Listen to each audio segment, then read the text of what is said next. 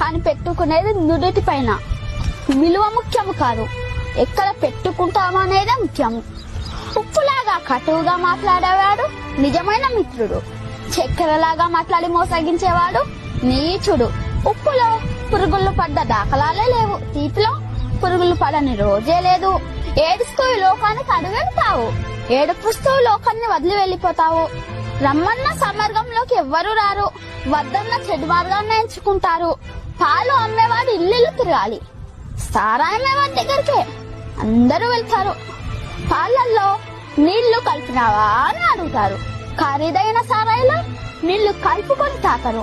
పెళ్లి ఊరేగింపులో బంధుమిత్రుల ముందు వడ్డు వెనకాల, శవయాత్రలో శవము ముందు బంధుమిత్రులు వెనకాల.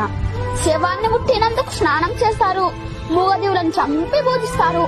కొవ్వొత్తుని వెలిగించి చనిపోయిన వారిని గుర్తు చేసుకుంటారు. కొవ్వొత్తుని ఆర్పి జన్మదినాన్ని ఆచరిస్తారు.